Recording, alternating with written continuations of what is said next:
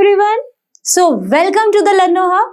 मैं हूं Doshika from Learnohub, the free learning platform जहां पर आप पढ़ सकते हो physics, chemistry, biology, maths absolutely for free at learnohub.com।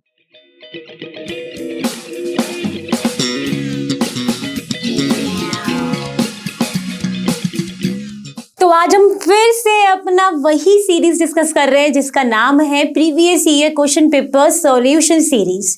और आज हम डिस्कस करने वाले हैं PYQ सीरीज क्लास 12th का CBSE फिजिक्स 2019 का पेपर, जिसमें हम देखेंगे आज सेट 3, जिसके हम सारे ही सबसेट के क्वेश्चंस भी आज ही के सेट में इंक्लूड कर लेंगे। यानी हम सेट 3 के सबसेट 1, सबसेट 2, सबसेट 3 के सारे क्वेश्चंस हम डिस्कस करेंगे। जो क्वेश्चंस थोड़े डिफरेंट थे उनको इंक्लूड कर लिया गया है। तो क्या आप एक्साइटेड हैं? क्योंकि आपको पता ही है कि जो हमारे प्रीवियस ईयर क्वेश्चन पेपर्स होते हैं वो कितना ही इंपॉर्टेंट होते हैं हमारे बोर्ड एग्जामिनेशन के लिए, क्योंकि इनसे हमें मालूम पड़ता है कि किस तरीके का बोर्ड का जो पेपर है वो किस तरीके का आता है, किस तरीके के क्वेश्चंस वो पूछते हैं और किस तरीके के वो पूछ सकते हैं। ये थोड़े थोड़े आइडिया मर जाते हैं। तो आप एक्साइटेड तो होंगे ही। तो विदाउट गेटिंग एनी डिले चलो स्टार्ट करते हैं और डिस्कस करते हैं आज का पेपर।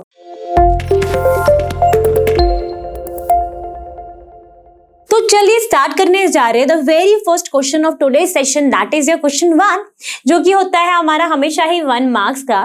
तो इस 1 मार्क के क्वेश्चन में पूछा गया है कि two metallic spheres A and B kept on a insulating stand are in contact with each other। तो यहाँ पर आपको दिख रहा है A and B जो कि एक इंसुलेटिंग स्टैंड पर रखा गया है।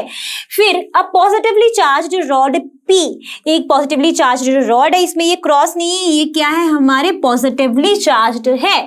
नियर द स्फीयर A, ये स्फीयर A के पास लेके गए हैं जैसा कि आपको फिगर में दिख रहा है।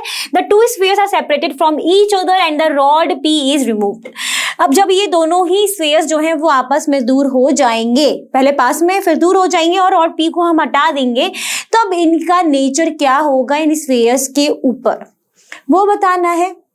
तो आई थिंक ये ऐसे क्वेश्चन हमने पहले भी डिस्कस किए हैं पुराने पेपर्स में, है ना।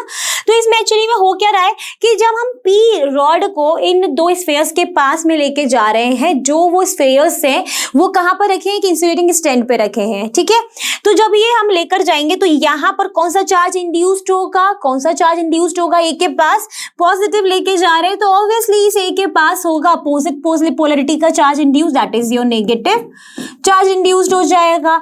एंड इस पर हो जाएगा फिर पॉजिटिव। क्यों हो जाएगा पॉजिटिव? ताकि हमारा जो कंजर्वेशन ऑफ चार्ज है उसकी जो प्रॉपर्टी होती है कि टोटल चार्ज जो है वो कंजर्व्ड रहे किसी भी सिस्टम में, तो वो equal number of negative and positive charge produced हो जाएंगे इन दोनों ही स्फीयर्स पे।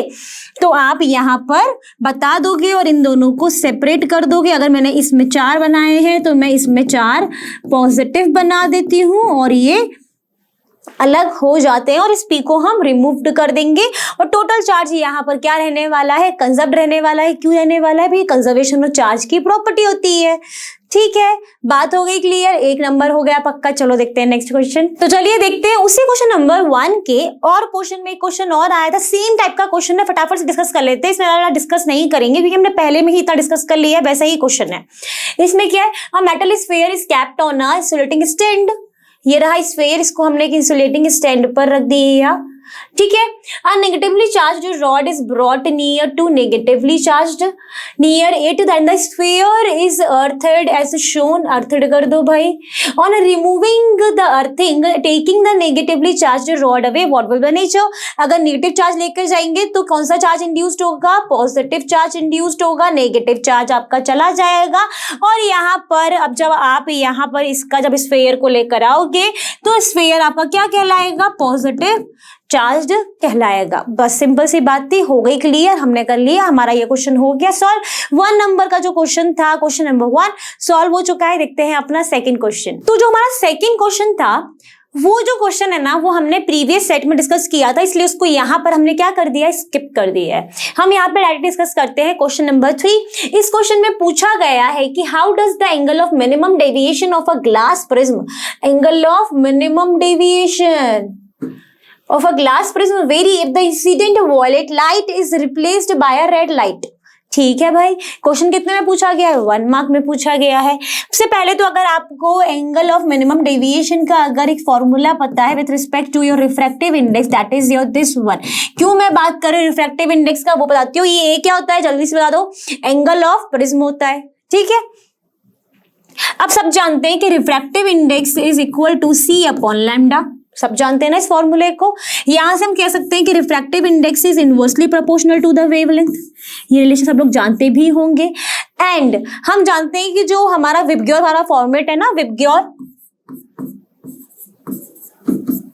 उसमें हम जानते हैं इस फॉर्मेट में लैम्डा जो है वो इंक्रीज होता है, यानी लॉन्गेस्ट वेवलेंथ होती है हमारी किसकी? रेड लाइट की, है ना, होती है ना। तो यानी अगर रेड लाइट की जो वेवलेंथ सबसे ज्यादा है वॉयलेट लाइट के कंपैरिजन में, तो जो रिफ्रैक्टिव इंडेक्स है वॉयलेट लाइट का वो ज्यादा हो जाएगा, क्योंकि दोनों ही इनवर्सली प्रोपोर्शनल है। एंड इस रिलेशन को अगर हम देखें तो डेल्टा मिनिमम जो है वो हम कह सकते हैं डायरेक्टली प्रोपोर्शनल है आपका रिफ्रैक्टिव इंडेक्स से, यानी delta minimum for violet light ज्यादा रहा होगा as compare to delta minimum of red light. यानी डेल्टा मिनिमम में क्या फर्क पड़ेगा कि डेल्टा मिनिमम जो है वो हमारा डिक्रीज हुआ होगा जब हमने वॉयलेट लाइट को रिप्लेस किया है रेड लाइट से। तो आप बता दोगे, पूरा समझा दोगे, अच्छे समझा दोगे, सारे रिलेशन के साथ समझा दिया है। आप देखते हैं अपना नेक्स्ट क्वेश्चन। तो चलिए बात करते हैं अपने क्वेश्चन नंबर 6 की। क्वेश्चन नंबर 6 में क्या बोला है कि 5 point charges each of charges plus Q R placed on 5 vertices of a regular hexagon. Hexagon मतलब 6 वर्टाइसेस होंगे जिसके ऑफ साइड एल, मतलब 6 वर्टाइसेस में से 5 वर्टाइसेस पर आपका क्या रखा है? प्लस क्यू चार्ज रखा है, मतलब एक जो है वो खाली है। Find the magnitude of the resulting force on a charge minus Q placed at the centre of the hexagon. तो हमने ये बना के रखा है हेक्सागन 1 2 3 4 5 पर हमने प्लस क्यू रख दिया है, सेंटर पे हमने रख दिया है माइनस क्यू जिसका हमने बोल दिया है ओ, एंड इनकी नेमिंग कर दी A B C D E F, ठीक है। अब अगर आप ध्यान से देखो तो आपको दिखेगा कि जो दो आपका ये वाला तरफ और ये वाले तरफ में इक्वल एंड अपोजिट फोर्सेस लगेंगे। क्यों लगेंगे वो भी देख लो। देखो यहाँ पर इन इसके कारण जो फोर्स लगेगा वो इस तरफ लगेगा, इसके कारण जो फोर्स लगेगा वो इस तरफ लगेगा क्योंकि प्लस है। तो दोनों क्या है? इक्वल एंड अपोजिट है। यहाँ पर भी इक्वल एंड अपोजिट, दोनों क्या हो जाएंगे? कैंसिल आउट हो जाएंगे, है ना। बचेगा क्या? सिर्फ ये एफ और ये सेंटर पे जो फोर्स है वो वाला फोर्स बचेगा, जिसके कारण आप कह पाओगे कि यहां पर जो फोर्स लगेगा वो कहां लगेगा? टूवर्ड्स द सी लगेगा, ठीक है। तो यहां पर जो फोर्स बचने वाला है आपका वो बचेगा 1/4 पाई एप्सिलॉन नॉट। मैग्नीट्यूड निकालना है तो मॉड लगा दिया है, Q multiply Q upon L square. कहां से आया? इलेक्ट्रोस्टैटिक फोर्स वाले फॉर्मूले से आया, कूलम्स लॉ से आया है, ठीक है। ये आपका इसका आंसर होने वाला है। आप स्टार्टिंग कहां से करोगे? आप पहले फिगर बनाओगे, वहां पर स्टेटमेंट लिखोगे, since two forces are equal and opposite they are going to be cancel out, hence the remaining force is due to this plus q and minus q which is towards this C. Therefore the resultant force according to the Coulomb's law, आपको सिर्फ resultant force पूछा है, कहां पर पूछा है? Centre पे पूछा है, सेंटर पर देखो, सेंटर पे ही पूछा है तो आप बता दोगे। सिंस यहाँ पे मैग्नीट्यूड की बात की है तो इसलिए आपने मोर लगाया है, साइन का, चार्ज के साइन का फिर कोई भी यहाँ पर फर्क नहीं पड़ता है। हो गया बात, आपने आंसर लिख दोगे डायरेक्ट, आपको आंसर मार्क्स मिल जाएंगे, बस क्वेश्चन हो गया सॉल्व। देखते हैं अपना नेक्स्ट क्वेश्चन। तो चलिए अब बात कर लेते हैं क्वेश्चन नंबर 6 के, जो और क्वेश्चन में क्वेश्चन आया था उसकी। सेम नंबर का क्वेश्चन है, 2 मार्क्स का है। इसमें बोला गया है कि simple pendulum consist of a small sphere of mass m suspended bye a thread of length L। देखो सस्पेंडेड बाय अ थ्रेड, तो हमने एक स्मॉल स्फीयर की एक स्फीयर लिया है और पेंडुलम रखा है जिसकी लेंथ है L, उसको सस्पेंड करा दिया है। और जो स्फीयर है उसमें जो पॉजिटिव चार्ज है वो Q है और स्फीयर का मास है M। द पेंडुलम को हमने प्लेस कहाँ करा है? एक यूनिफॉर्म इलेक्ट्रिक फील्ड में, जिसकी स्ट्रेंथ कितनी है? E, directly vertically downward. तो यहाँ पर वर्टिकली डाउनवर्ड आपका इलेक्ट्रिक फील्ड है, तो यानी इलेक्ट्रोस्टैटिक फोर्स लग रहा होगा डाउनवर्ड डाउनवर्ड की तरफ। तो इसलिए मैंने यहाँ पर लिख दिया है F equal to QE। FE क्या है? इलेक्ट्रोस्टैटिक फोर्स है। Find the period of oscillation, यानी टाइम पीरियड निकालना है आपको of the pendulum due to the electrostatic force acting on the sphere, neglecting the effect of the gravitational force. Gravitational force को यहाँ पे निग्लेक्ट करने को बोल दिया, मतलब mg को आपको कंसीडर नहीं करना है। अगर हम लोग basic time period of the simple pendulum की बात करें तो आप देखोगे t is equal to 2 pi under root L upon A होता है, where A is equal to acceleration.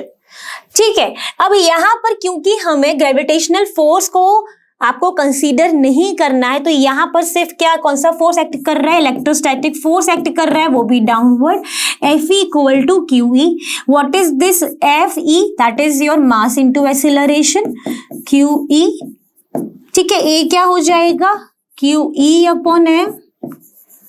Now we are going to put this value here. Now the time period of the simple pendulum, that is 2 pi under root L upon QE upon M. और आप क्या लिख सकते हो? 2 pi under root ML upon QE। तो ये आपका क्या आ गया? Time period of the oscillation of the pendulum आपने कैलकुलेट कर लिया। कब के लिए? जब आप ग्रेविटेशनल फोर्स को नेग्लेक्ट कर रहे हो, सिर्फ इलेक्ट्रोस्टैटिक फोर्स को आप कंसीडर कर रहे हो। दैट्स इट, क्वेश्चन हो गया सॉल्व, 2 मार्क्स मिलेंगे। बट तो वहां पर आप क्या मेंशन करोगे फिर कि आप L क्या है, M क्या है, Q क्या है, E क्या है, सारी चीजें मेंशन करना इज वेरी इंपॉर्टेंट, वरना एग्जामिनर को नहीं पता चलेगा कि आप ये A क्या कर रहे हो, what is your Q, what is your M। तो ये सब चीजों के ना मार्क्स ना मिलते हैं। तो आप सब चीजों को ना मार्क्स, अगर आपको पूरे चाहिए, मतलब 2 पूरे मार्क्स चाहिए, तो सारी चीजों को आपको ध्यान देना पड़ेगा। एक एक चीज के मार्क्स, एक एक स्टेप के मार्क्स मिलते हैं। ठीक है, आप ध्यान रखना अच्छे से, मैंने आपको भी बताया है, तो शायद आपके दिमाग में कहीं सबकॉन्शियस माइंड में उस टाइम पर ध्यान में भी रहे। अब देखते हैं अपना नेक्स्ट क्वेश्चन। अब चलिए देख लेते हैं क्वेश्चन नंबर 7। अच्छा, उसके पहले आपको बता दूं कि जो जो क्वेश्चन हमने स्किप कर रहे हैं ना, तो वो कहीं ना कहीं हम उन क्वेश्चंस को प्रीवियस सेट्स में डिस्कस कर चुके हैं, इसलिए उन क्वेश्चन नंबर को हमने स्किप करा है यहाँ पर। तो क्वेश्चन नंबर 7 अब देख लेते हैं। क्वेश्चन नंबर 7 में क्या बोला गया है? The figure shows a network of 5 capacitors connected to 100 volt supply, calculate the total energy stored in the network. तो आपको ये पूरा एक नेटवर्क दिया गया है जिसमें आपके कैपेसिटर्स कनेक्टेड हैं और एक फाइनल सप्लाई कनेक्टेड है। अब अगर सर नेटवर्क को देखोगे तो आपको देखने को मिलने वाला है कि ये 3 microfarad and 3 microfarad, 1 microfarad and 2 microfarad, तो ये दोनों जो है एक पैरेलल कॉम्बिनेशन में है, एंड ये दोनों जो है ये भी दोनों एक पैरेलल कॉम्बिनेशन में। And we know that the capacitance in parallel combination formula क्या होता है? 3 + 3 आप कर देंगे, यानी 6 माइक्रोफैराड।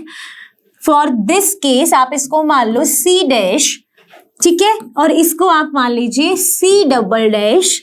तो C डबल डैश कितना हो जाएगा? 3 माइक्रोफैराड। अब आपका जो फिगर है वो बन जाएगा कुछ इस तरीके का।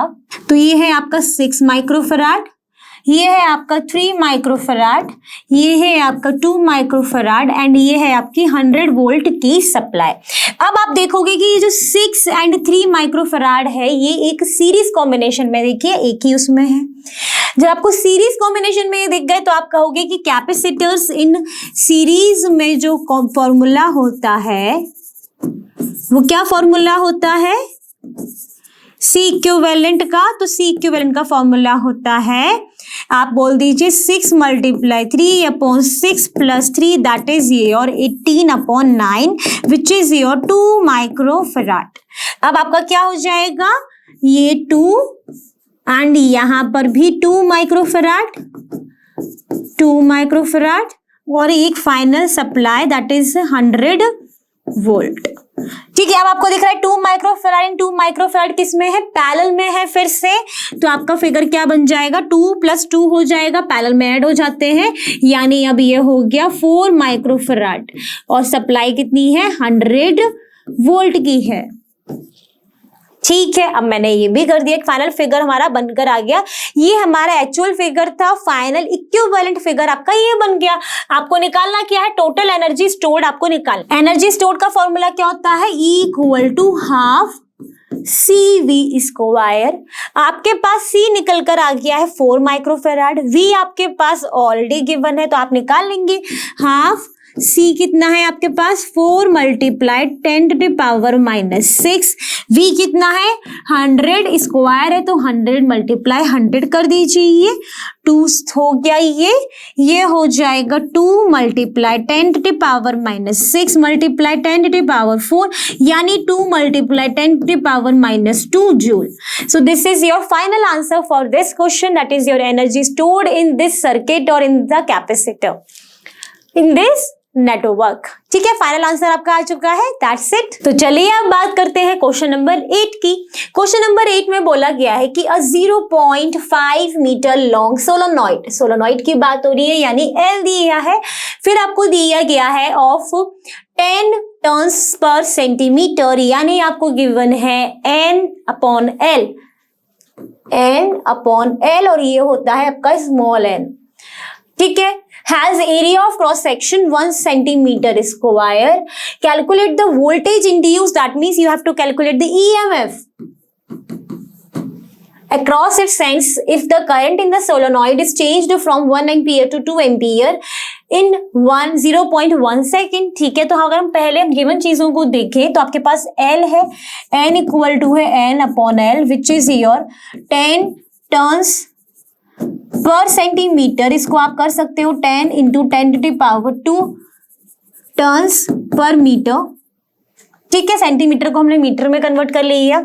एरिया हो जाएगा 1 into 10 to the power -4 metre square. फिर आपके पास गिवन है DI/dt दैट इज 2 - 1/0.1। कैसे आया, DI हो गया 2 - 1, final minus initial upon time, that is 1/0.1, that is 10। Okay, फिर ये हो गया। यहाँ पर आपको और क्या दिया गया है, इतनी चीजें आपके पास हो गई। आपको निकालना क्या है, EMF इंड्यूस्ड। EMF का फॉर्मूला होता है -L DI/dt। ये जो L है ये क्या होता है, self inductance in the solenoid. इसका फॉर्मूला क्या होता है, that L equal to mu naught N square AL। The formula is this one. तो यहां पर हम पुट कर देंगे, तो ये हो जाएगा mu naught N square AL DI/dt। Okay, हम यहाँ पर क्या करते हैं, हम इस नेगेटिव साइन को कंसीडर नहीं कर रहे हैं। क्यों नहीं कर रहे हैं, क्योंकि हम इसका मॉड निकाल लेते हैं। ठीक है, तो इसमें भी यहाँ पर हम मॉड कंसीडर करेंगे, तो ये आपका नेगेटिव साइन हम कंसीडर नहीं करेंगे। अब यहाँ पर क्या हो जाएगा, म्यू नॉट का फॉर्मूला क्या हो जाएगा, म्यू नॉट की वैल्यू होती है 4 pi multiply 10 to the power -7। इसको आप पुट कर दीजिए, 4 pi into 10 to the power -7 N square, this is your N square, that is 10 into 10 into 10 to the power 2 into 10 to the power 2। ये क्या हो जाएगा, 10 to the power -4 into L कितना दिया गया है आपके पास 0.5। DI/dt आपका निकाला है आपने 10।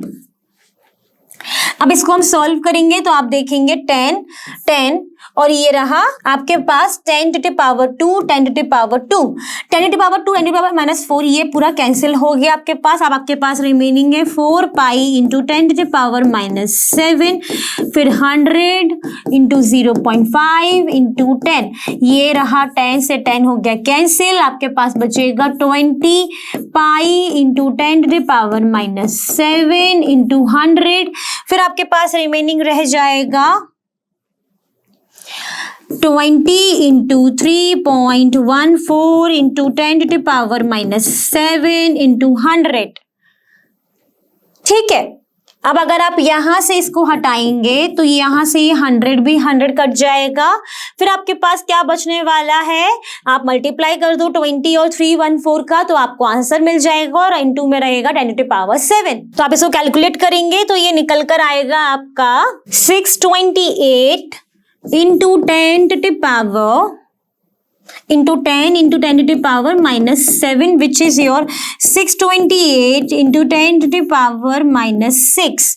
चाहो तो आप रख सकते थे 20 pi into 10 to the power minus 5. So this is your final answer for the EMF induced which is your in volt.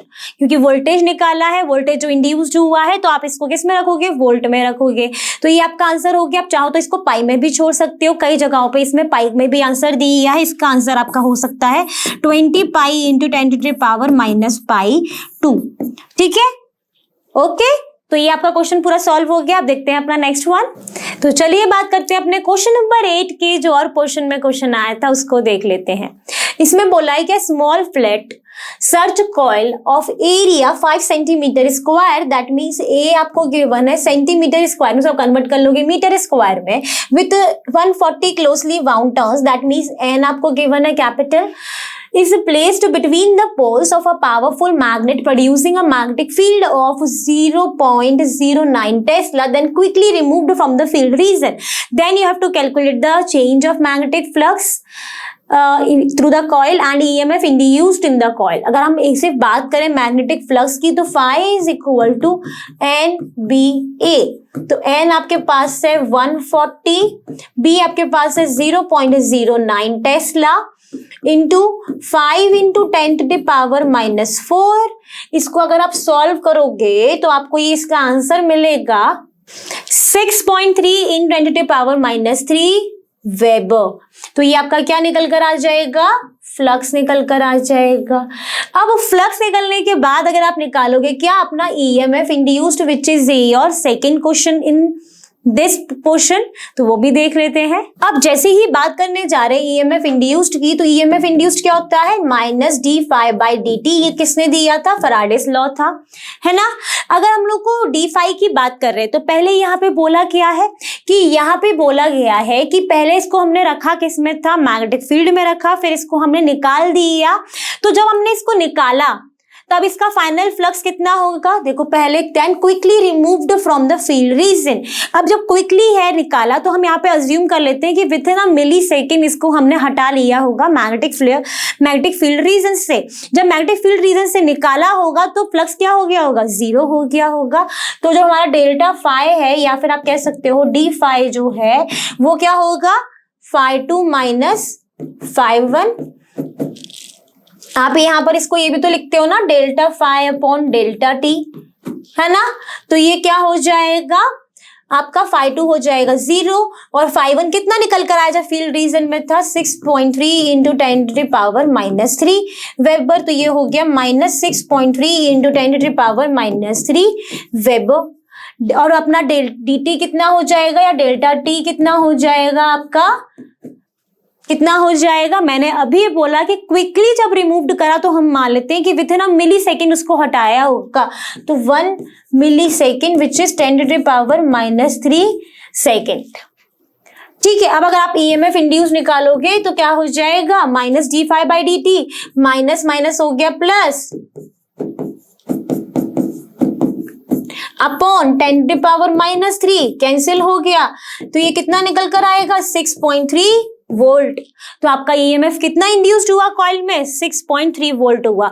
यहाँ पर मेन चीज क्या है, जब क्विकली रिमूव किया वहां पर टाइम हमको नहीं दिया है, हमने सिर्फ अज्यूम किया है क्विकली के लिए, हमने अज्यूम कर लिया कि वो कुछ मिली सेकेंड में ही हटा लिया होगा. ठीक है, चलो देखते हैं नेक्स्ट क्वेश्चन. अब बात करते हैं क्वेश्चन नंबर 9 की, जिसमें बोला गया है for the paraxial rays show that focal length of the spherical mirror is 1/2 of its radius of curvature.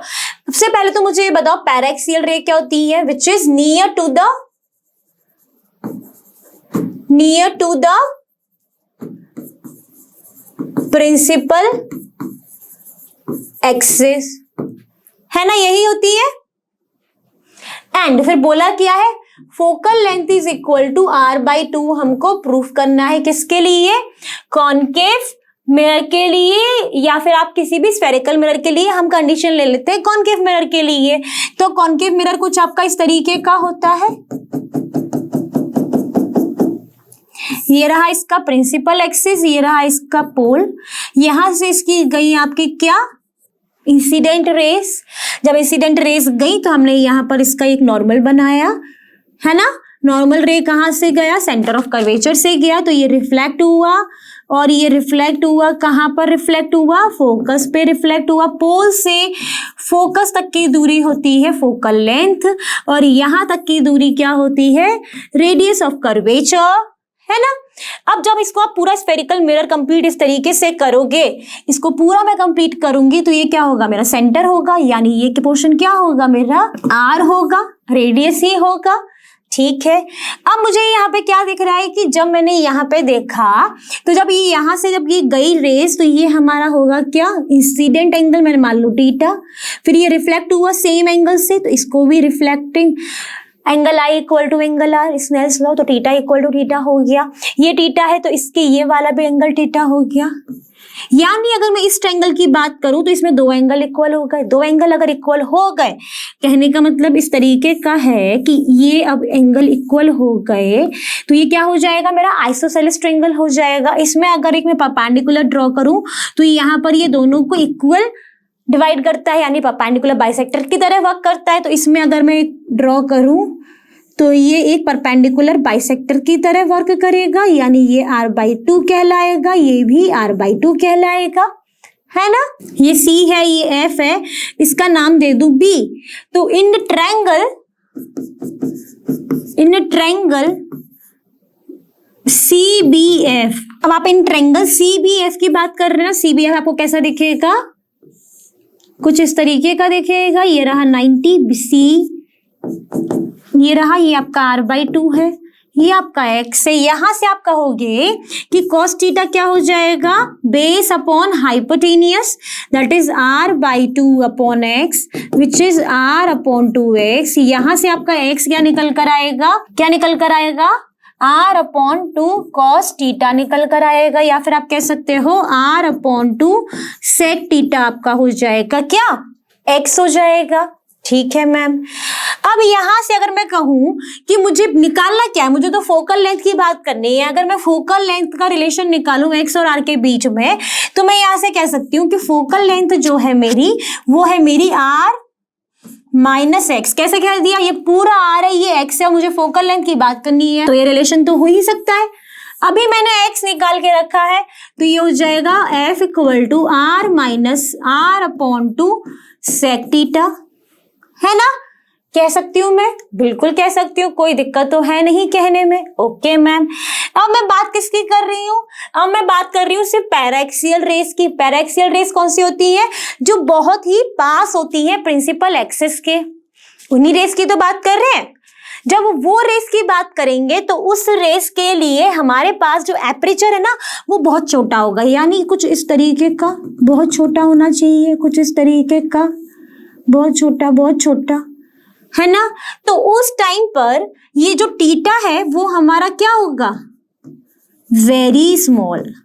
जब वेरी स्मॉल की बात हो जाती है तब क्या हो जाता है, थीटा जब बहुत छोटा हो जाता है तो क्या हो जाता है, sine theta is equal to theta cos theta lump sum equal to 1. So cos theta is lump sum equal to 1, then sec theta is also lump sum equal to 1. तो यहाँ पर ये क्या हो जाएगा, 1 हो जाएगा। कब की बात हो रही है, पैराक्सियल रेस के लिए स्मॉल एपरेचर कंसीडर करना पड़ेगा। ठीक है, तो जैसे ही आपने इसको 1 करा, f equal to r minus r/2 which is 2r minus r/2 which is r/2। तो क्या हमने हमारा रिजल्ट गेन कर लिया, जो हमारा मकसद था वो हमने अचीव कर लिया, बिल्कुल कर लिया। यही तो प्रूफ करना था पैराक्सियल रेस के लिए, तो कितनी जल्दी कर लिया, है ना, कोई दिक्कत नहीं हुई। बस क्वेश्चन हो गया ये पूरा सॉल्व, डन। आप अच्छे से करना इस क्वेश्चन को, ये काफी अच्छा क्वेश्चन है 2 मार्क्स के रिस्पेक्टिव में, और ये क्वेश्चन अभी तक इतना नहीं पूछा है लेकिन काफी अच्छा है ना। देखते हैं अपना नेक्स्ट क्वेश्चन। तो चलिए बात करते हैं क्वेश्चन नंबर 11 की। क्वेश्चन नंबर 11 में बोला गया है कि plot a graph showing the variation of undecayed nuclei N versus time t. From the graph you have to find out the half life of the radioactive nuclei. Okay, सबसे पहले हम क्या करेंगे, ग्राफ को plot करेंगे। Graph किसके बीच में plot करना है, time which is on the x-axis and number of undecayed nuclei। उसका कुछ ग्राफ जो है वो कुछ इस तरीके का बनता है, आप भी बना लीजिएगा। एंड इसकी जो इक्वेशन है वो कुछ इस तरीके की होती है, सबने पढ़ी है अपनी एनसीईआरटी में। ओके, कुछ याद आ रहा होगा। जब हम बात करते हैं हाफ लाइफ की, तो आपका ये जो n0 जो initial number of undecayed nuclei और ये फाइनल है, तो यहाँ पर ये जो n है वो आपका हो जाता है n0/2 एंड जो t है वो हो जाता है t हाफ। आप इनकी वैल्यूज यहाँ पर रखेंगे, तो ये आपकी इक्वेशन कुछ इस तरीके की होगी। अब अगर आप इसको कैंसिल करते हैं तो ये होगी half e⁻ lambda t half. अब इसको आप इन्वर्ट करेंगे तो 2e⁻ लैम्डा t हाफ। क्या करा है हमने, इन्वर्ट कर दी है इक्वेशन को, इन्वर्टिंग। क्या करेंगे, इसको लॉग ले लेंगे, तो log e2 is equal to lambda t half. From here t half is equal to log e2 upon lambda, which is 0.693 upon lambda, और आप कह सकते हो lambda is equal to 0.693 upon t half. आपका ये पूरा फॉर्मूला आ जाएगा, आप किसी भी फॉर्मूले को देख सकते हो। दैट्स इट, ये पूरा क्वेश्चन हो गया है सॉल्व। आप लिख दोगे hence the half life of the radioactive nuclei is 0.693 upon lambda और log e2 अपॉन लैम्डा। ठीक है, आपका क्वेश्चन हो गया सॉल्व। ये फॉर्मूला आपने वैसे भी पढ़ा हुआ है, काफी जगह पे आपने यूज भी किया है। अब देखते हैं नेक्स्ट क्वेश्चन। अब देखते हैं अपना 12th क्वेश्चन इसी सेट का, जिसमें बोला है complete the following nuclear reaction for the alpha and beta decay. अब देखिए ये 12th क्वेश्चन का बी पोर्शन है। यहाँ पर इसके फर्स्ट पोर्शन में पूछा है कि 23892 uranium gives you question mark 4 helium 2 plus energy, और सेकेंड इक्वेशन भी आपको 2211 sodium gives 2210 neon plus question mark plus neutrino particle. अगर हम सिर्फ फर्स्ट इक्वेशन की बात करें, सिर्फ फर्स्ट इक्वेशन को ही अगर देखें, तो फर्स्ट इक्वेशन में आपको देखिएगा 238 uranium 92 gives plus 4 helium 2 plus energy. अब देखो हमेशा ही केमिकल जब इक्वेशन होते हैं, आपने केमिस्ट्री में भी देखा है कि हमें बैलेंसिंग करनी होती है ना। तो जब बैलेंसिंग करते हैं तो ये 2 यहाँ पर चले गए, तो यहाँ पर कितना बचा होगा 90, यहाँ पर 238 में से 4 चले गए तो कितना बचा होगा 234। ये किसका होता है 234, तो आपका हो गया मास नंबर थोरियम का होता है। तो this is your first equation. First आपकी इक्वेशन आपने निकाल ली। अब बात करें अगर सेकेंड इक्वेशन की, तो सेकेंड इक्वेशन में है 22 sodium 11 gives you 22 neon 10 plus neutrino particle. अब देखो यहाँ पर जो आपका मास नंबर है वो तो सेम रहा है ना, सेम रहा है, यानी आपका ये कौन सी इक्वेशन होगी, बीटा डिके वाली इक्वेशन हो गई। तो यहाँ पर सिर्फ ये आपका एटॉमिक नंबर में ही आपका गया, Z जो है वो Z-1 हो गया है, तो आपका यहाँ पर 1 आ गया, 1 बीटा 0। दैट्स इट, क्वेश्चन हो गया सॉल्व। आपने पूरी इक्वेशन बता दी, कंप्लीट कर दी, यहीं पर आपको मार्क्स मिल जाएंगे। अब देखते हैं अपना नेक्स्ट क्वेश्चन। तो चलिए बात करते हैं क्वेश्चन नंबर 13 की ए पोर्शन की। इसमें पूछा गया है कि explain briefly using a proper diagram the difference between in behaviour of conductor and in dielectric in the presence of external electric field. Okay, तो अभी हम किसकी बात करते हैं, पहले हम बात करते हैं सिर्फ कंडक्टर की। तो कंडक्टर में हमारे पास बेसिकली क्या होते हैं, फ्री इलेक्ट्रॉन्स होते हैं कंडक्टर के ऑलरेडी पास में। अगर इसको हमने एक इलेक्ट्रिक फील्ड में रख दिया, वो भी हमारी एक एक्सटर्नल इलेक्ट्रिक फील्ड है जो कि हमारी पॉजिटिव टू नेगेटिव जाती है, यानी हम कंसीडर कर लेते हैं यहाँ पे कहीं पॉजिटिव प्लेट होगी, यहाँ पे कहीं नेगेटिव प्लेट होगी, बीच में कहीं कंडक्टर है जिसमें है हमारे फ्री इलेक्ट्रॉन्स। ठीक है, अब क्योंकि यहाँ पर पॉजिटिव और नेगेटिव प्लेट्स हैं, तो इसमें जितने भी फ्री इलेक्ट्रॉन्स के पास जितना भी नेगेटिव साइड होगा, नेगेटिव वो इस तरफ कलेक्ट हो जाएगा ड्यू टू द अट्रैक्शन जो फील होगा, यहाँ पर पॉजिटिव कलेक्ट हो जाएगा, और यहाँ पर भी एक अंदर एक इलेक्ट्रिक फील्ड इंड्यूस्ड हो जाएगी। क्यों हो रही है, क्योंकि इलेक्ट्रॉन इस तरफ आ गए और यहाँ पर जो आपका पॉजिटिव है वो इस तरफ आ जाएगा। तो यहाँ पर इस प्लेट इस तरफ आ गया पॉजिटिव, इस तरफ आ गया नेगेटिव, एक इलेक्ट्रिक फील्ड और इंड्यूस्ड हो गई। कौन सी हो गई, इंड्यूस्ड इलेक्ट्रिक फील्ड। तो जितनी एक्सटर्नल फील्ड बाहर है उतनी ही इंड्यूस्ड इलेक्ट्रिक फील्ड हो गई, यानी E naught is equal to minus E naught उतनी ही हो गई, यानी ये दोनों जो हैं वो क्या है, आपके किसके बराबर होंगी, इन दोनों को आप ऐड करोगे तो नेट इलेक्ट्रिक फील्ड कितनी होगी, 0 होगी। नेट इलेक्ट्रिक फील्ड कितनी होती है कंडक्टर में, 0 होती है। वहीं पर अगर हम बात करते हैं किसकी, डाइलेक्ट्रिक की, तो डाइलेक्ट्रिक बेसिकली होता क्या था, डाइलेक्ट्रिक हमारा होता है एक इंसुलेटर की तरह वर्क करता है। यहां पर डाइलेक्ट्रिक में आ जाते हैं हमारे पास non polar and polar dielectric, है ना, polar and non polar dielectric. Non polar dielectric में क्या होते थे, नॉन पोलर डाइलेक्ट्रिक में हमारे पास जो आपके जो आइटम मॉलिक्यूल्स है उसके जो पॉजिटिव एंड नेगेटिव जो चार्जेस जो हैं वो कोइंसाइड करते हैं, है ना, कोइंसाइड करते हैं। वहीं पर पोलर में क्या होते हैं, उनके बीच में थोड़ा सा स्पेस होता है, ठीक है, इसमें स्पेस नहीं होता है। जब इसको हम अपने किसी एक्सटर्नल फील्ड में रखते हैं, इसको हमने किसी एक्सटर्नल फील्ड में रखा, मान लेते हैं पॉजिटिव टू नेगेटिव, तो इसमें क्या होता है, एक खिंचाव फील होता है, एक क्या होता है, एक स्ट्रेच होता है मॉलिक्यूल्स का। उन स्ट्रेचिंग के कारण इसमें अगर हमारे पास यहाँ पर कहीं पर नेगेटिव आ जाता है, यहाँ पर पॉजिटिव आ जाता है, और यहाँ पर जब पोलर मॉलिक्यूल्स अगर होंगे तो उनमें रीअलाइनमेंट हो जाता है, और यहाँ पर नेगेटिव आ जाता है और यहाँ पर पॉजिटिव आ जाता है। इसमें क्या होता है, stretching of the molecules,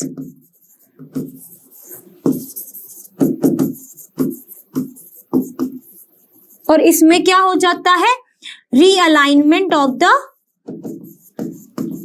molecules, जिनके कारण एक इंड्यूस्ड ईएमएफ अंदर जनरेट, इंड्यूस्ड ईएमएफ कह रही हूं, इंड्यूस्ड इलेक्ट्रिक फील्ड जनरेट होती है।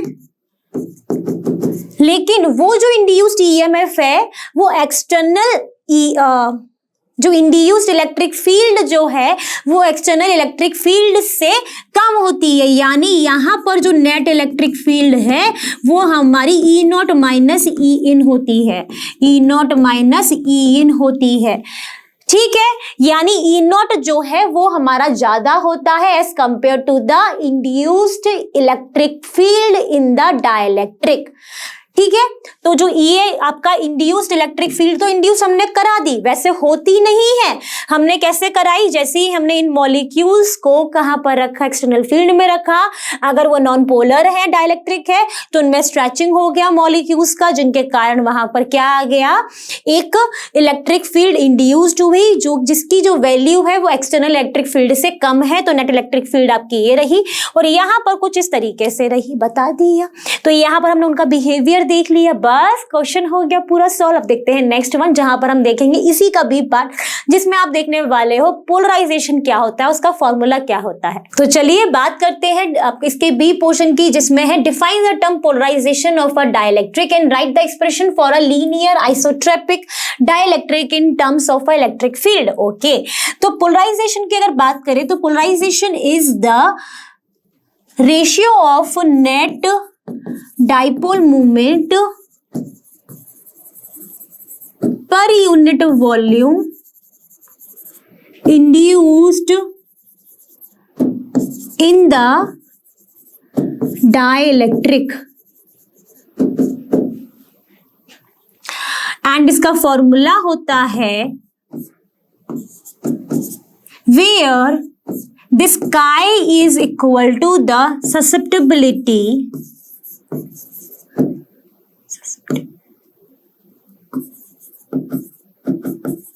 of the material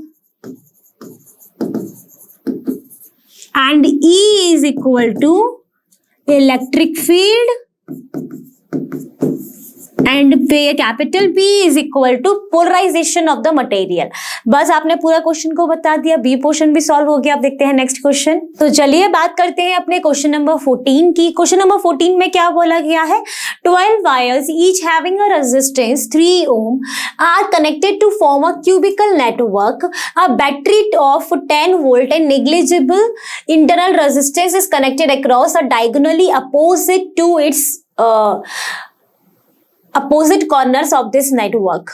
Determines its equivalent resistance and the current along the each edge of the cube। ठीक है, तो हमने एक क्यूबिकल नेटवर्क बना के रखा है जहां पर हर उसके जो नेटवर्क में क्या है, उसके पास हर वायर में 3 ohm की रेजिस्टेंस है। तो हमने सब जगह पर 3 ohm की रेजिस्टेंस लगा दी है।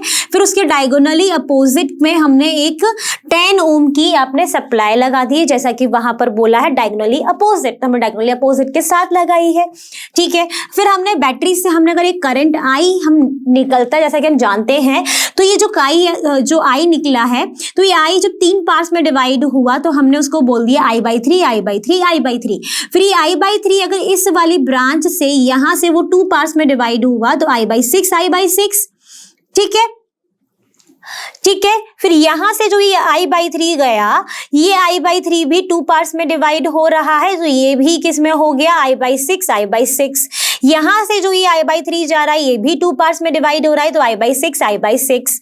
फिर यहां से यहां पर जब ये I/6 आया, तो यहां से जो ये I/6 जा रहा है, यहां पर इस नोड पर 3 जगह से आ रहा है, तो यहाँ पर आपने डिवाइड कर दिया, उसमें यहाँ से आ रहा है I/3 I/3 I/3।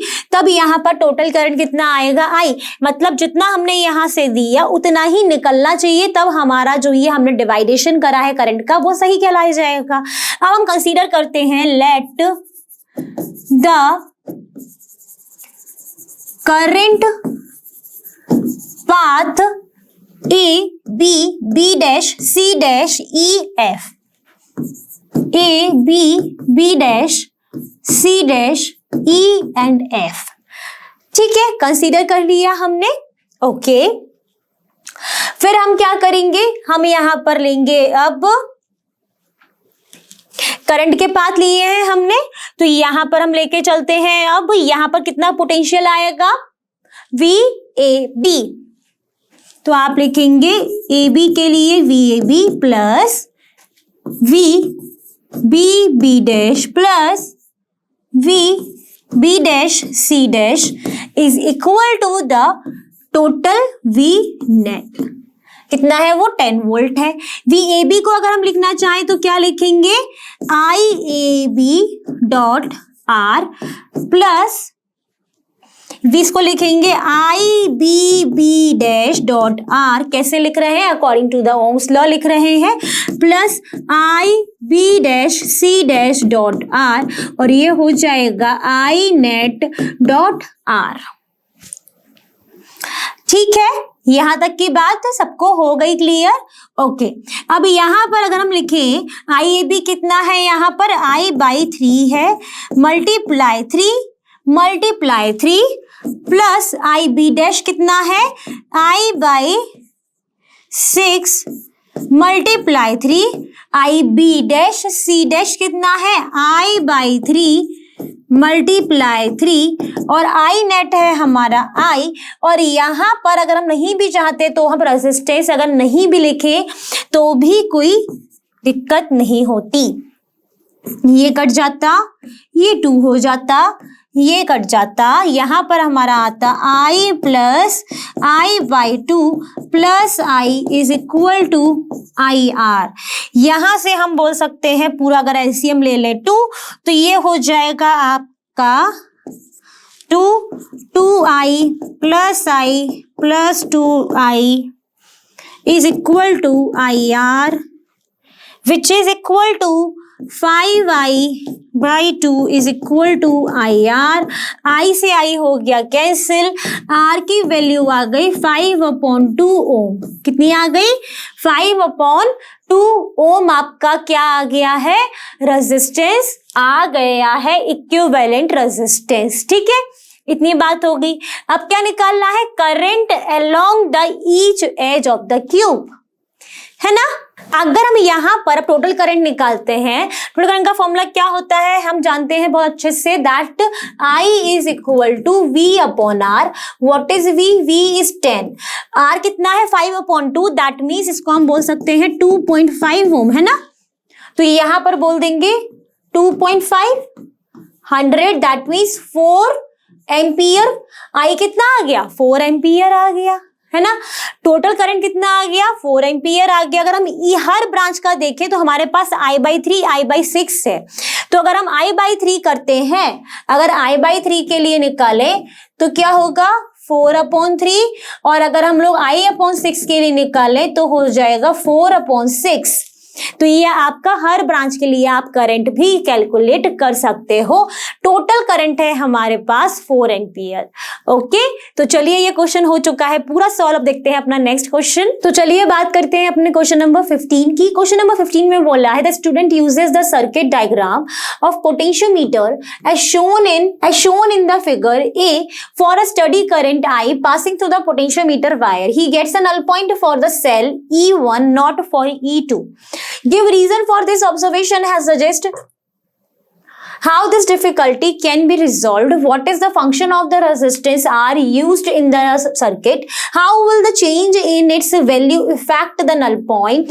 How can the sensitivity of the potentiometer be increased? Okay, सबसे पहले तो हमें यहाँ पे ये रीजन देना है कि अगर यहाँ पर स्टडी करंट I पास हो रहा है तो उन्हें नल पॉइंट मिलेगा, नो E1 के लिए, E2 के लिए क्यों नहीं मिलेगा, क्यों दिक्कत उनको हो रही है, ये हम बता देते हैं। तो ये रहा आपका फिगर। इस फिगर को आप ध्यान से देखो तो इस ए पॉइंट पर आपके पास E1 कनेक्टेड है, E2 कनेक्टेड है, बट E2 जो कनेक्टेड है उसकी जो पोलैरिटी है वो अपोजिट है इस E1 पर। E1 पर तो हमें नल पॉइंट मिल रहा है, यानी अगर हमें E2 पर नल पॉइंट चाहिए तो हमें इसकी जो पोलैरिटी है उसको क्या करना पड़ेगा, रिवर्स करना पड़ेगा, reverse the polarity of E2 so that you can get the null point at A। ठीक है, नल पॉइंट आपको मिल जाएगा फिर कहां पर, इस पॉइंट A पर। अब बात करते हैं इसके बी पोर्शन की। What is the function of resistance R used in the circuit. अब ये जो R आपका जो होता है, जिसको हम बोलते हैं कि रेजिस्टेंस हमने ली है, इसका फंक्शन क्या होता है, रेजिस्टेंस का फंक्शन क्या होता है कि टू प्रिवेंट द जो हाई करंट फ्लो होता है उससे प्रिवेंट करना सर्किट को। क्या फंक्शन होता है, to prevent the high current flow in the circuit. ठीक है, अब यहाँ पर हाई करंट को प्रिवेंट करने के लिए हम रेजिस्टेंस को ऐड करते हैं। जैसा कि हम जानते हैं अगर गैल्वेनोमीटर अकेला कनेक्ट होता है तो गैल्वेनोमीटर की जो रेजिस्टेंस, जो गैल्वेनोमीटर जो है वो हाई करंट को फ्लो कराता है। इसको हाई करंट जो फ्लो कराता है गैल्वेनोमीटर, उससे प्रिवेंट कराने के लिए हमने यहाँ पर हाई रेजिस्टेंस कनेक्ट कर दी है सीरीज में। ठीक है, इससे कुछ भी फर्क नहीं पड़ने वाला है नल पॉइंट पे। तो ये हमारा बी पोर्शन भी सॉल्व हो गया। ठीक है, फिर बात करते हैं how can the sensitivity of a potentiometer be increased. Sensitivity कैसे इंक्रीज होगी, सेंसिटिविटी को हम डिनोट किससे सेंसिटिविटी को क्या करेंगे, सेंसिटिविटी जो है वो हमारी इंक्रीज होती है by decreasing the potential gradient of the circuit. यानी V/L को जब हम डिक्रीज कर देंगे तो हमारा जो सेंसिटिविटी है वो क्या हो जाएगी, इंक्रीज हो जाएगी। तो ये हमने इसके तीनों पार्ट सॉल्व कर लिए, डिटेल में नहीं जा रही, क्वेश्चन हमने पहले भी पूरा पोटेंशियोमीटर वगैरह सब कुछ हमने देखा हुआ है अच्छे से। तो यहाँ पर पहले हमने नल पॉइंट वाला दे दिया कि क्यों हमें E2 के लिए नहीं मिला नल पॉइंट, वो हमने बता दिया। कैसे मिलेगा वो हमने बताया कि क्यों नहीं मिल रहा था ना, तो इसके लिए हमने यहाँ पे बता दिया कि इसके लिए नहीं मिल रहा था क्योंकि इसकी जो पोलैरिटी थी वो E1 से जस्ट उल्टी थी, इसलिए हमें यहाँ पर E2 के लिए नहीं मिला। अगर उसकी हम पोलैरिटी को रिवर्स कर देंगे then you will get your null point at point A for E2 too. And ये सारी चीजें हमने बता दी हैं। अब देखते हैं अपना नेक्स्ट क्वेश्चन। तो चलिए बात करते हैं क्वेश्चन नंबर 16 के पोर्शन की, जिसमें बोला गया है कि show that the time period of oscillations of a freely suspended magnetic dipole of magnetic movement m in a uniform magnetic field B is given by t equal to 2 pi under root I upon mb where I is the moment of inertia of magnetic dipole। ठीक है, चलो देखते हैं इसको। तो यहाँ पर अगर हम देखें तो हम जानते हैं कि यहाँ पे बोला गया है कि अगर जो टाइम पीरियड ऑसिलेशन हमें प्रूफ करना है, ये हमें प्रूफ करना है, जहां पर हमें जो m ये जो मैग्नेटिक मूवमेंट हमें दिया गया है और I हमें बोला गया है कि वो मोमेंट ऑफ इनर्शिया है। हम जानते हैं कि डाइपोल है तो वहां पर फोर्स तो हमारा क्या हो जाता है, नेट फोर्स 0 हो जाता है डाइपोल के अंदर।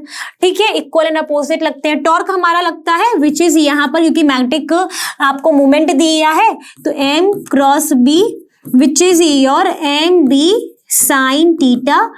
एंड अगर हम मान लेते हैं थीटा हमारा बहुत ही स्मॉल है तो ये हो जाएगा sine theta which is equal to theta. तो ये आपका निकल कर हो जाएगा एम बी थीटा। ठीक है, इतनी बात हो गई। अगर हम मान लो कि फॉर क्लॉकवाइज अगर रोटेशन हो रहा है तो यहाँ पर एक आप क्या करोगे, एक काउंटर टॉर्क अप्लाई करोगे। जब वो काउंटर टॉर्क अप्लाई होगा तो वो एंटी क्लॉकवाइज डायरेक्शन में होगा, ये एंगुलर डिस्प्लेसमेंट होगा। उसके लिए आप क्या करोगे, जो काउंटर टॉर्क अप्लाई करोगे वो जो टॉर्क है वो आपका होगा I alpha, where this I alpha क्या होगा यहाँ पर, angular acceleration, and this I क्या हो जाएगा, मूवमेंट ऑफ इनर्शिया। ये क्या आपने अप्लाई किया है, एक रीस्टोरिंग टॉर्क अप्लाई किया है। किसके अपोजिट में अप्लाई किया है, इस टॉर्क के अपोजिट में अप्लाई किया। अगर ये क्लॉकवाइज डायरेक्शन में अगर रोटेट कर रहा था तो ये एंटी क्लॉकवाइज डायरेक्शन में रोटेट करेगा। और फिर यहाँ पर आपका आ गया क्या, आई अल्फा आ गया, क्योंकि ये यहाँ पर क्या आ गया, फिर आई अल्फा आ गया। अब ये जो आई अल्फा है ये किसके बराबर हो जाएगा, एम बी थीटा के बराबर हो जाएगा। यानी आप कह सकते हो कि अल्फा आपका हो गया M upon M B upon I, और आप कह सकते हो alpha upon theta is equal to M B upon I आ गया। अब जब ये सिचुएशन हुई, जब वो फ्रीली सस्पेंडेड है या फ्रीली सस्पेंडेड जब रहता है तो वहां पर क्या आ जाता है, एक सिंपल हार्मोनिक मोशन होता है। सिंपल हार्मोनिक मोशन के कंडीशन में टाइम पीरियड होता है हमारा 2 pi upon under root angular acceleration upon angular displacement. ये फॉर्मूला डायरेक्ट होता है, आपने 11th क्लास में पढ़ा होगा सिंपल हार्मोनिक मोशन वाले में। तो ये हो जाएगा 2 pi upon under root alpha upon theta, और ये निकल कर आएगा फिर 2 pi under root M B upon I, और ये हो जाएगा 2 pi under root I upon M B. तो क्या हमने ये प्रूफ कर लिया जो हमें चाहिए था, यहाँ पर बिल्कुल यही निकल कर आ गया। तो इसमें कुछ स्टेप डायरेक्ट है, ये जो आपका डेरिवेशन है ये डायरेक्टली आपकी एनसीईआरटी में आई थिंक नहीं दी है, यहाँ तक की चीज तो दी गई है आई अल्फा।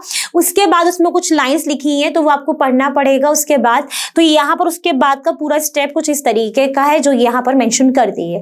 अब देखते हैं नेक्स्ट वन। तो चलिए बात करते हैं इसी क्वेश्चन के बी पोर्शन की, जिसमें बोला है कि identify the following magnetic materials. First question में the material having susceptibility chi M is equal to -0.00015, और फिर सेकंड में आपको 10 to the power -5। तो हम बहुत अच्छे से हमने पढ़ा हुआ है, अगर हमारा मैग्नेटिक ससेप्टिबिलिटी जो है काई एम की वैल्यू लेस देन 0 है तो हम कह सकते हैं वो मटेरियल जो है वो हमारा होता है डायमैग्नेटिक। एंड अगर यही हमारा ग्रेटर देन 0 है तो हम उसको कहते हैं पैरामैग्नेटिक।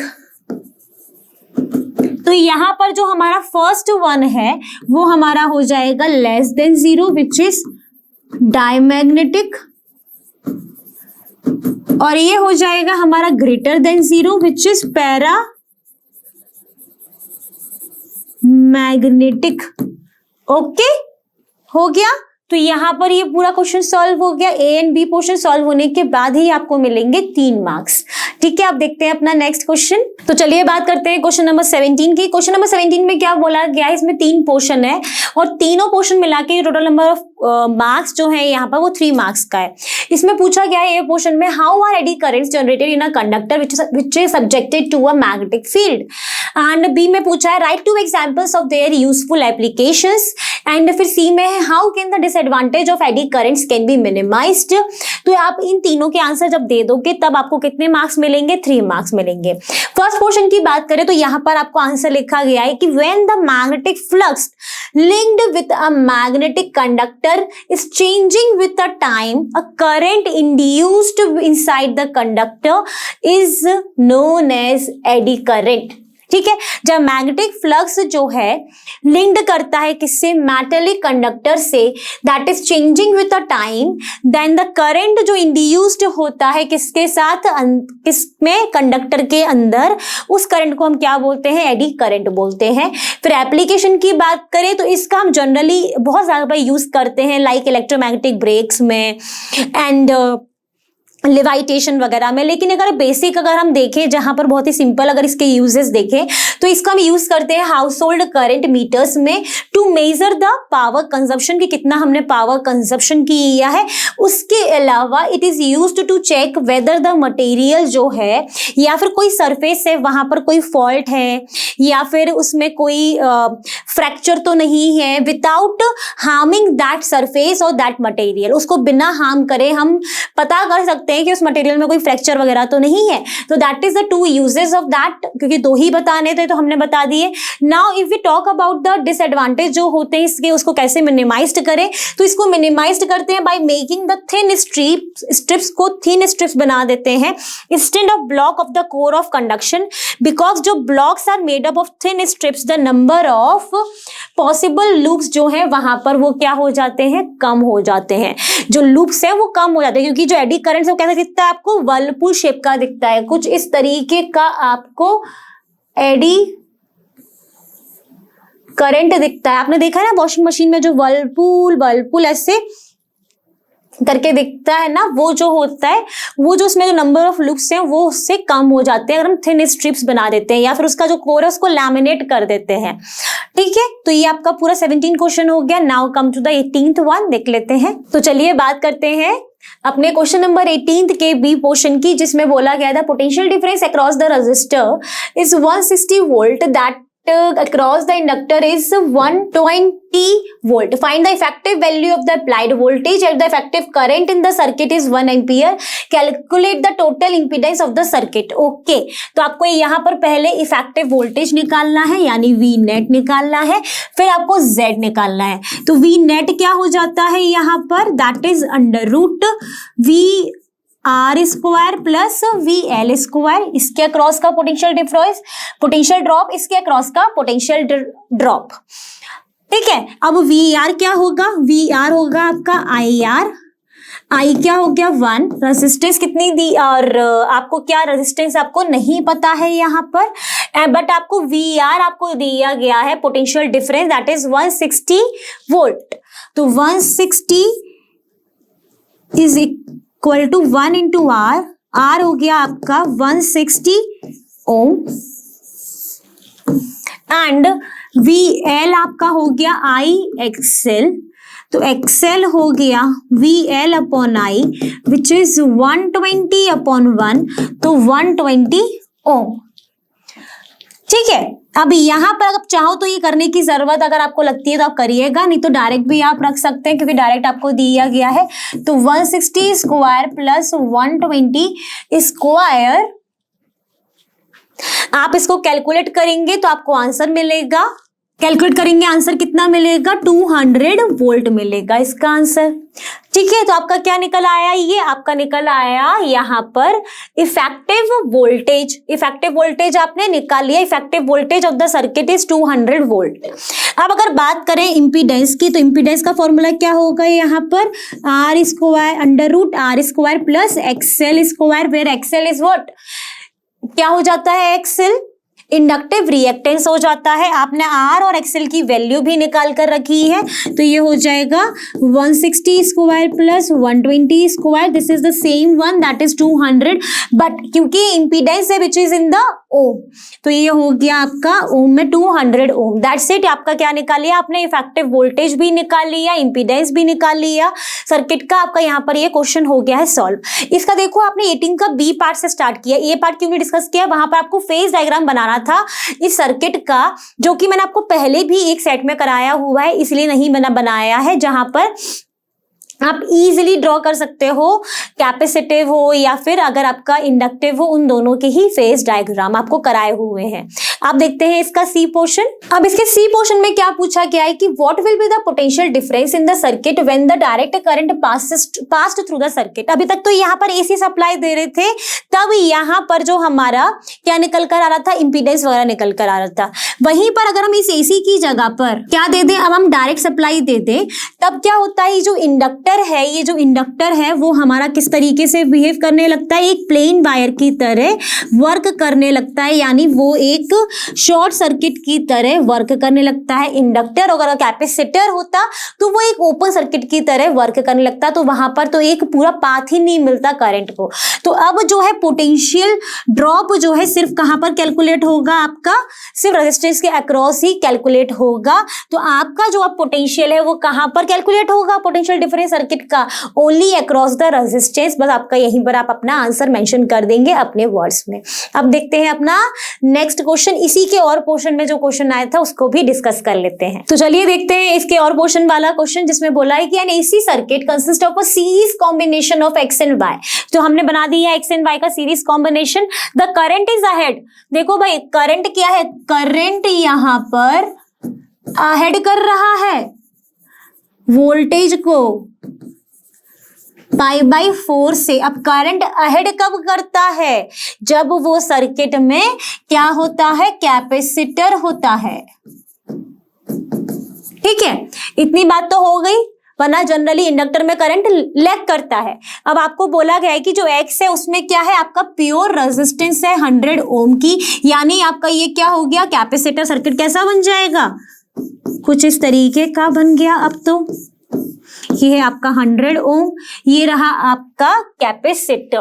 फिर बोला है नेम द सर्किट एलिमेंट, तो मैंने बता दिया वो कैपेसिटर है।